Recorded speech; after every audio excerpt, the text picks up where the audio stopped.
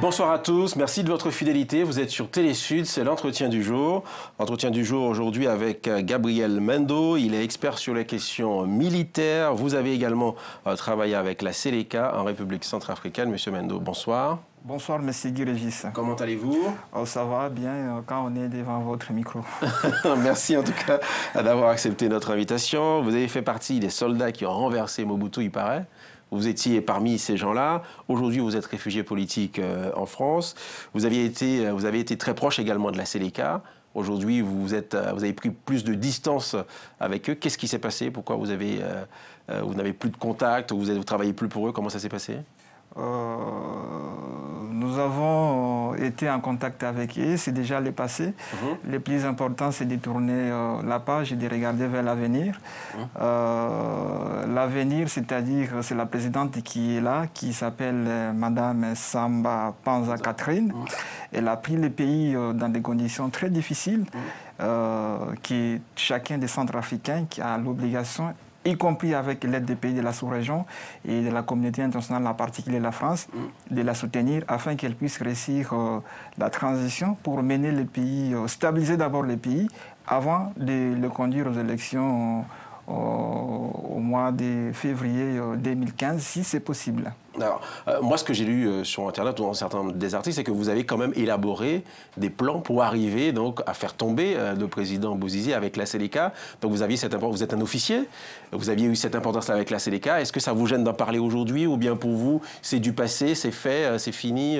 Qu'est-ce qui vous a dérangé après?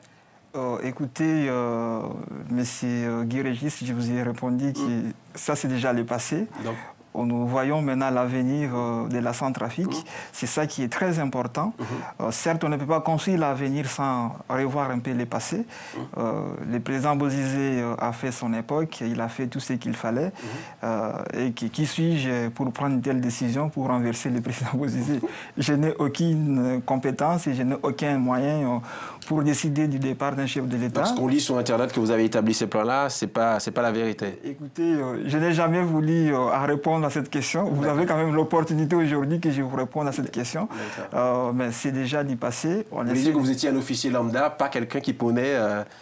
vous n'étiez pas comment dire, un officier stratège qui prenait les décisions? Je n'ai pas dit ça, mais j'ai dit ceci. Nous sommes dans une autre période avec Mme Catherine Samba. Vous travaillez avec elle aujourd'hui? Oui, on essaie de travailler ensemble pour essayer de relancer les pays vers le développement et puis la stabilité politique et puis la sécurité aussi. Donc vous connaissez très bien le pays. Vous avez été dans la garde présidentielle de l'ancien président Laurent Désiré Kabila à Kinshasa. Aujourd'hui, il y a une situation plutôt chaotique. En Centrafrique, depuis le départ du président Dio Todia, ça va de mal en pis avec des musulmans qui sont littéralement massacrés. Comment mettre fin à ces exactions? Je voulais d'abord corriger certains aspects. Quand les médias internationaux disent que non, les musulmans sont assassinés ou au détriment des chrétiens, moi-même, je viens de la Centrafrique il y a moins de 2 semaines. Je me suis déplacé des jours comme des nuits dans les camps de déplacés, que ce soit à l'aéroport Ponko, à Castor, et puis dans les différents au PK5 ou PK12. Tous ces jeunes-là ne réclament que l'unité de la Centrafrique. Et ce sont les médias internationaux et certains extrémistes parmi les musulmans qui prétendent que non, la RCA est au bord d'un génocide. C'est faux et archi faux. Vous voulez dire qu'aujourd'hui, il y a quand même des gens qui sont tués, qui sont blessés, qui sont poursuivis parce qu'ils sont musulmans? Écoutez, à mon avis, je n'ai pas vu. J'ai été sur terrain, j'ai vu, je ne défends personne. Je rapporte ce que j'ai vu sur terrain. J'ai des images, j'ai même des enregistrements audio que j'ai pu recueillir sur le terrain. Je n'ai pas vu des personnes qui sont assassinées parce qu'ils sont musulmans ou bien parce qu'ils sont chrétiens. Il y a eu certes au début de cette crise. C'est ce que la Seleka faisait. Oui, c'est ça que la Seleka faisait. Mais depuis un certain moment, la situation au niveau des Bangui, je n'ai pas été en province. Si je vous dis que j'étais en province, je suis un menteur. Mais au niveau de la capitale, je sillonnais des jours comme des nuits. J'ai pris ces risques-là. Je n'ai pas vu où les musulmans sont attaqués parce qu'ils sont des musulmans. J'ai des images, j'ai même été avec des musulmans.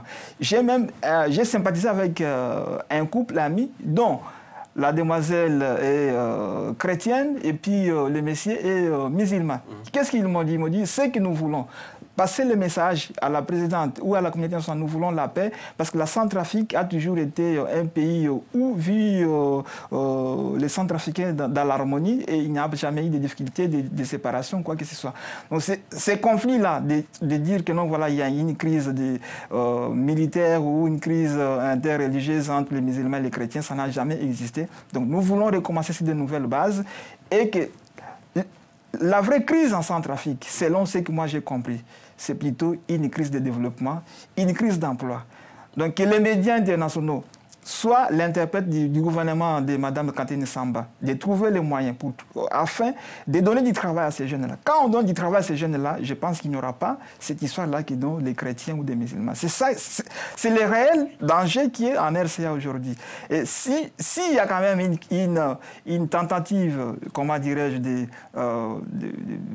d'en vouloir des musulmans ou des chrétiens, ça peut venir peut-être de ces gens-là qui cherchent à se positionner.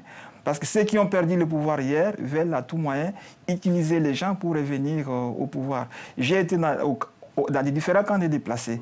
Ces gens-là, qu'est-ce qu'ils m'ont rapporté? Ils m'ont dit que non, voilà, nous voulons rentrer chez nous.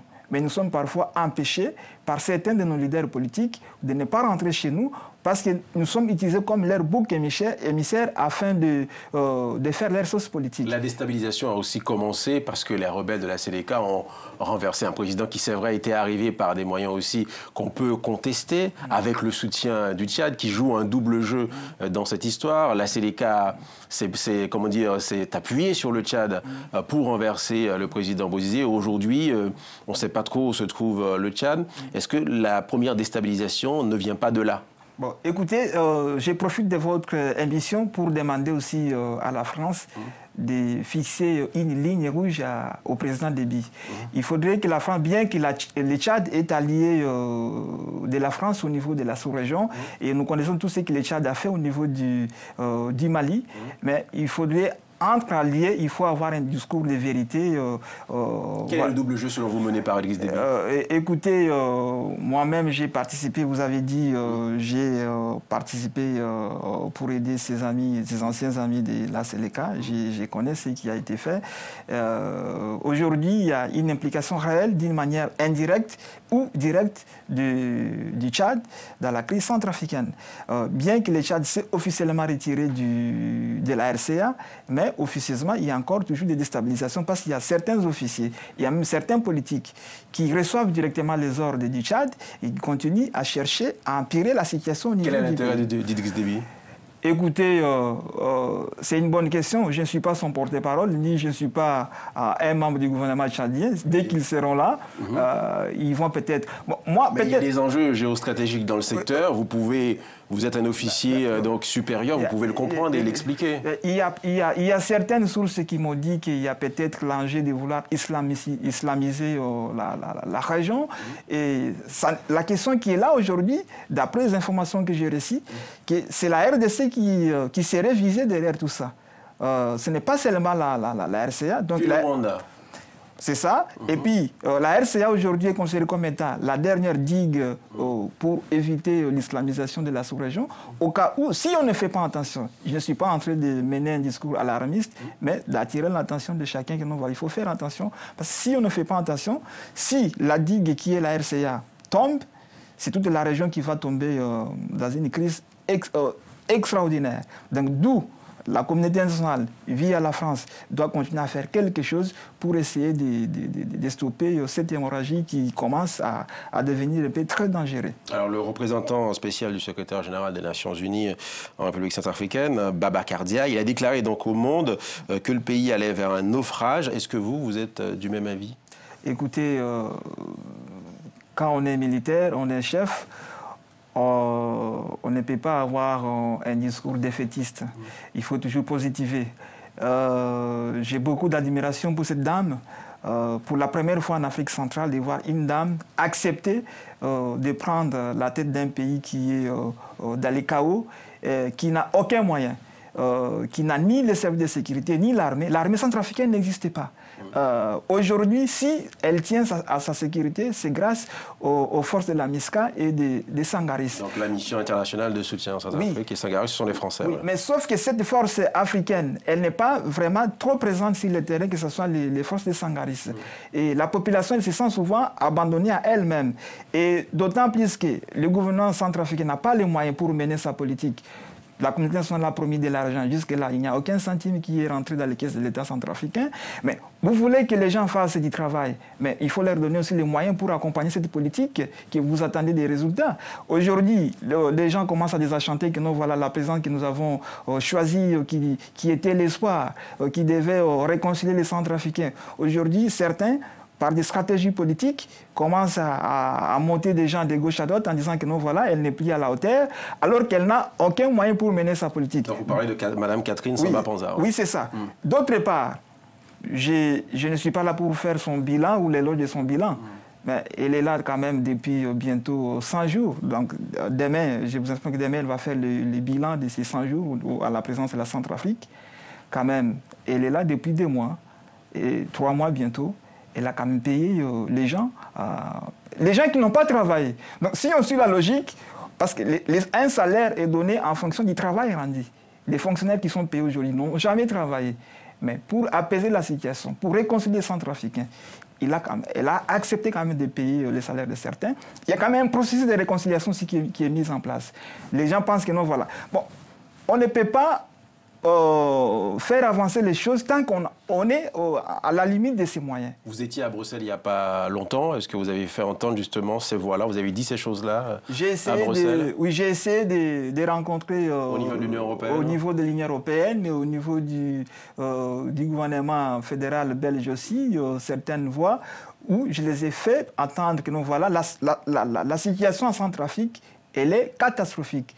Mais il y a une possibilité pour essayer de remonter la situation, c'est-à-dire ce qui compte beaucoup plus, c'est les moyens financiers qui bloquent. Et la sécurité aussi.